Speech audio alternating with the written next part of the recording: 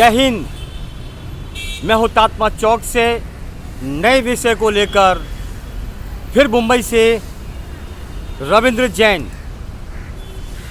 आज का विषय होगा नारी।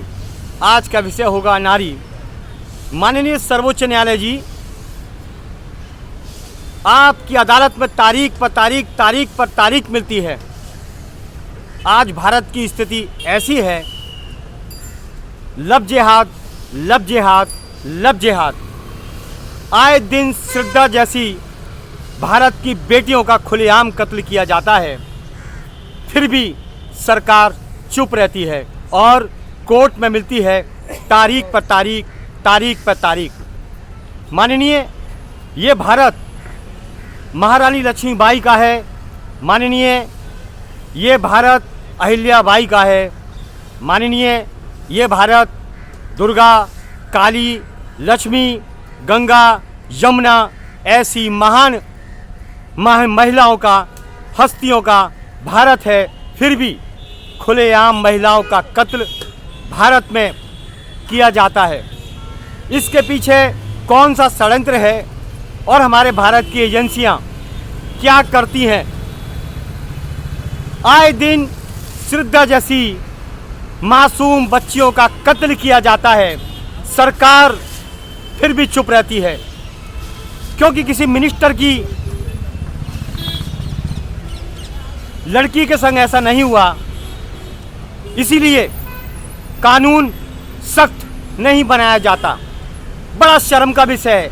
एहसान फरामोश हमारे भारत के नेता, कमज़ोर हमारे भारत के नेता, जिन्होंने हमारे संविधान का सिर्फ फ़ायदा उठाया। दौलत के ढेर पर हमारे नेताओं ने अय्याशी की है और हमारे देश को बर्बाद करने का काम यह है। अन्यथा लब जिहाद जैसी घटनाएं भारत को अंजाम देती हैं। हमारे देश की महिलाओं को खुलेआम काटा जाता है, मारा जाता है।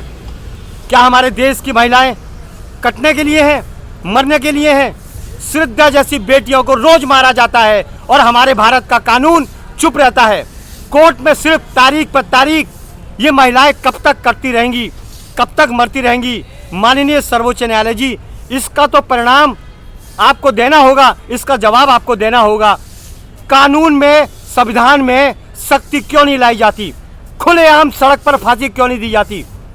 सऊदी अरब के जैसा कानून क्यों नहीं बनाया जाता?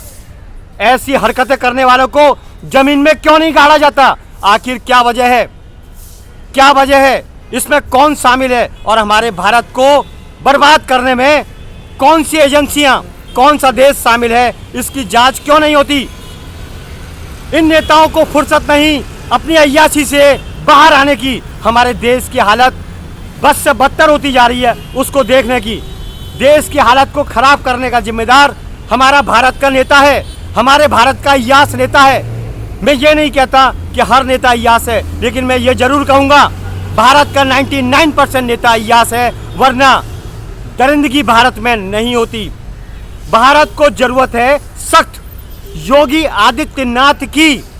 भारत के कोने कोने में भारत की डोर योगी आदित्यनाथ जैसे नेता की सख्त जरूरत है, जो जुल्म को खत्म कर सके। अन्यथा भारत में आए दिन लड़कियों का कत्लेआम होता रहेगा और ये मुजरिम खुलेआम छूटते रहेंगे। भारत को नशेड़ी बनाने में हमारे नेताओं का हाथ है, भारत को गर्दुल्ला बनाने में हमारे नेताओं का हाथ है। सत्ता पर आते हैं तिरंगे की सौगंध खाकर, हम देश को संभालेंगे, हम जनता को संभालेंगे। या तो ये अपना गड्ढा भरते हैं, अपना पेट भरते हैं, अपनी पेटियां भरते हैं और 500,000 करोड़ की आसामी बनकर अय्याशी करते हैं। ऐसे नेताओं को भारत में रहने का कोई अधिकार नहीं। माननीय सर्वोच्च न्यायालय जी, आप देश को संभालें और आप जवाब दें। भारत में क्या चलता है? भारत में क्या चलता है? आदमी सबसे सस्ता है, आदमी की जान सबसे सस्ती है और आप चुप बैठे हैं। माननीय, आपको चुप नहीं बैठना है, आपको सख्त कानून बनाकर इन नेताओं को अय्याशी से बाहर निकालना है। सत्ता पर बैठे हैं, देश के लिए काम करें, देश के पीछे ध्यान दें। देश में क्या चलता है? हजारों कत्ल होते हैं, लेकिन पेपर में 2-4 की हेडिंग आती है। तो किसी की बेटी का दर्द आपको महसूस नहीं होता? किसी की बेटी का दुख आपको महसूस नहीं होता? क्या है भारत में? क्या मुगलों का शासन है? हिंदुस्तान में क्या चलता है। माननीय, गौर करना होगा, वरना एक दिन क्रांति आएगी, या तो देश की दिशा बदल जाएगी या फिर देश गुलाम हो जाएगा। मैं जनहित में नेताओं को चेतावनी देता हूं, अपनी आदत से बाज आओ, सुधर जाओ, हमारे देश पर ध्यान दो। और एजेंसियों को कहना चाहता हूं, उगाही बंद कर दो, वसूली बंद कर दो, अपने काम पर ध्यान लगाओ। हो सकता है कल तुम्हारी भी बेटी का नंबर लगे। ध्यान रखें, मेरी आवाज सुनो, मेरी आवाज सुनो। मैं ये नहीं कहता हूं मेरे संग आओ, मेरी आवाज सुनो, मेरी आवाज को आगे बढ़ाओ।